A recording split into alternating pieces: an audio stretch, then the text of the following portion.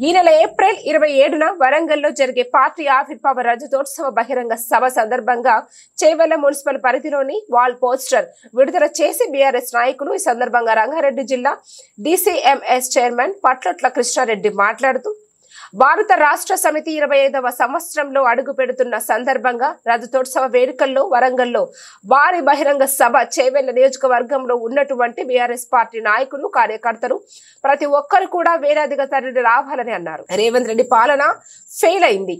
రుణమాఫీ చేస్తా అని సగం రుణమాఫీ చేసి చేతులు ఎత్తేసిండు. వానాకాలం రైతు బంధు ఎగ్గొట్టిన డబ్బులు 13,000 కోట్లు, రుణమాఫీ చేసింది 14,000 కోట్లు అంటే రైతు బంధు ఎగ్గొట్టి రుణమాఫీ సగం చేసిండు.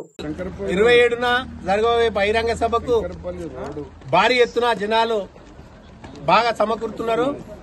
ఈ యొక్క బహిరంగ సభకు మన చేవెళ్ల నియోజకవర్గం నుంచి పెద్ద ఎత్తున ఒక 15,000 మంది దాకా బయలుదేరుతున్నాం. ఈ యొక్క సభను అందరం కూడా జయప్రదం చేయాలి. ఈ యొక్క కాంగ్రెస్ పాలన చేస్తున్నటువంటి అరాచకాలను అరికట్టాలంటే కంపల్సరీ భారీ ఎత్తున తరలి రావాలని చెప్పి ప్రజలందరికీ కూడా తెలియజేస్తున్నాం. ఈ యొక్క కాంగ్రెస్ పాలన నుండి మనం విముక్తి చేసుకోవాలంటే కంపల్సరీ ఈ యొక్క భారీ బహిరంగ సభను జయప్రదం చేయవలసిందిగా కోరుతున్నాం. జై కేసీఆర్. 27 అనగా ఈ నెల 27వ తారీఖున వరంగల్లో భారీ బహిరంగ సభ ఏర్పాటు చేయడం జరిగింది. బీఆర్ఎస్ పార్టీ టీఆర్ఎస్ పార్టీ ఆవిర్భవించి 25 సంవత్సరాలు పూర్తి చేసుకుంటున్న సందర్భంగా రాష్ట్ర బీఆర్ఎస్ అధ్యక్షుడు కేసీఆర్ గారి అధ్యక్షతన భారీ బహిరంగ సభ సుమారు 10 లక్షల మంది జనాలతో అక్కడ సభ నిర్వహించడం జరుగుతుంది.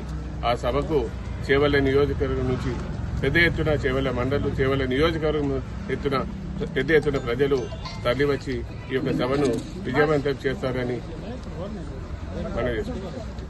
27 తారీఖు నాడు పెద్ద సభ వరంగల్ సభకు అందరం కలిసి మేము అనుకున్నాం. కేసీఆర్ పెట్టిన పథకాలు పెట్టి ఎంతెంత చేసినా మీకు అందరూ తెలుసు. అది 25 సంవత్సరాల నుంచి కేసీఆర్ పాలన మీకు ఎంత చూసిన సందర్భంగా మీ అందరికీ ఏంటంటే ఈనాడు మనకు ఎంతో గొప్పగా వాళ్ళు చేసే పథకాలు మనం కాంగ్రెస్ చేసే పథకాలని మీకు తెలుసు. అన్ని పథకాల మీద హామీ ఇచ్చి ఏదో ముఖ్యమంత్రి అయ్యి అడ్డంతో మాట్లాడు అది ప్రజలకు అది మంచి పద్ధతి కాదు. ఎవరినైనా కానీ సీఎం అయినప్పుడు ఒక పిచ్చోని లేక మాట్లాడితే మాత్రం సహించేది. మళ్ళీ వచ్చేది మన టీఆర్ఎస్ ప్రభుత్వమే, మళ్ళీ కేసీఆర్ ముఖ్యమంత్రి అవుతారని అనుకుంటా. అదేవిధంగా ఎందుకంటే అన్ని పథకాలు మనం చూసినాం.